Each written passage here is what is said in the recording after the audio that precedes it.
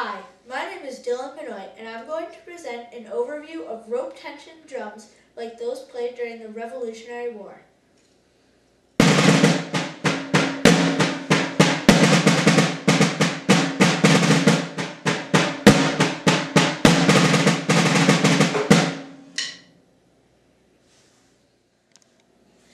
That was the first 8 bars to the traditional drum beat to Yankee Doodle, as played in the 18th century.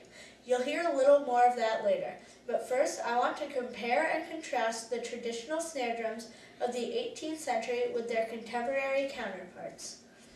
This drum is a reproduction rope tension drum, very similar in construction to the snare drums used in the Revolutionary War. As you can see, the drummer carries the drum with the use of a sling hung over his shoulder. The drum rests at an angle on the left leg, and the drummer had to learn to balance the drum on that leg as they marched and played. It's not as easy as it looks. Here is where the sling connects to the drum.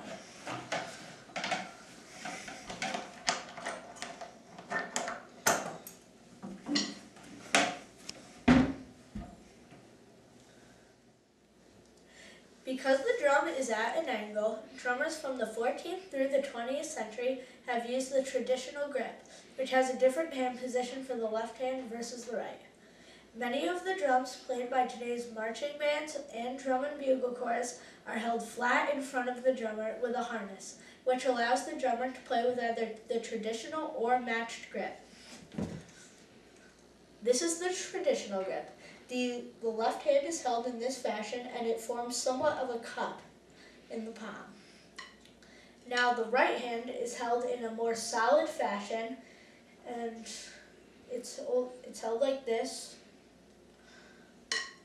Now matched grip, they're both held solidly, and each hand is held like the right stick on the traditional grip.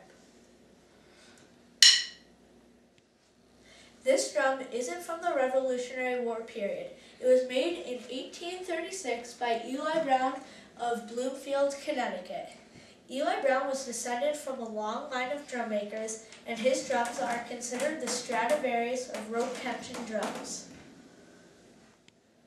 This is a contemporary snare drum, actually part of a drum set. Let's take a look at these two drums in a little more detail.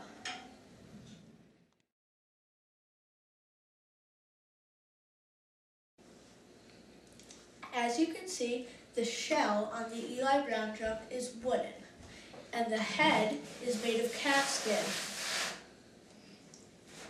On modern snare drums, the shells are wooden, composite, or metal, such as this one. The heads are synthetic or plastic. Heads can also be made of Kevlar, like on this drum, which I played Yankee Doodle on. On the Eli Brown drum, the hoops are made of wood, while on the contemporary drum, the hoops are metal. To tighten the Brown drum, you must push the ears down the rope.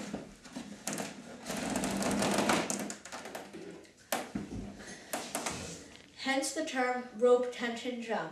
The rope will pull down on the hoops, tightening the heads.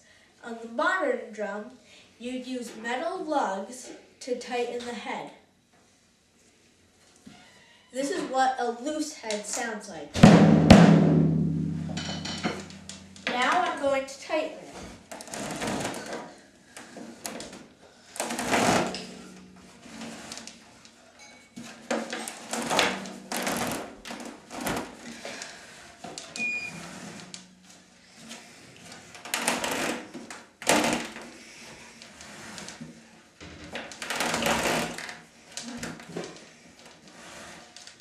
This is what a tightened head sounds like.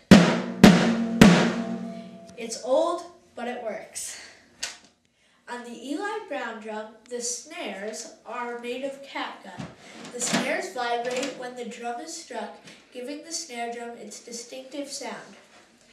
The snares on the contemporary drum are metal. On this drum, you can turn the snares on and off with a lever. On the Eli Brown drum, you can only loosen or tighten the snares with this mechanism here.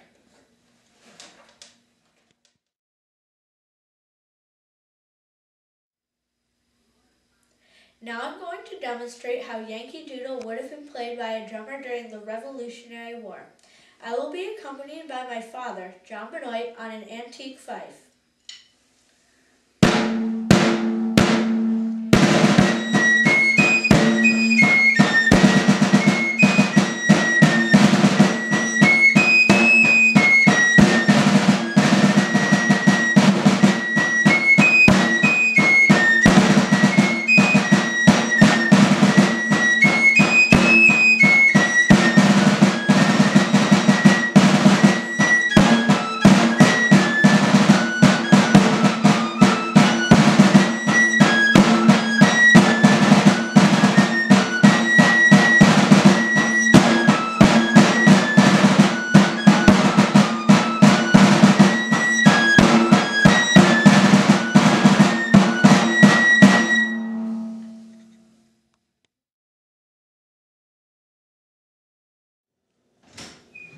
Why was the drum so important during the Revolutionary War?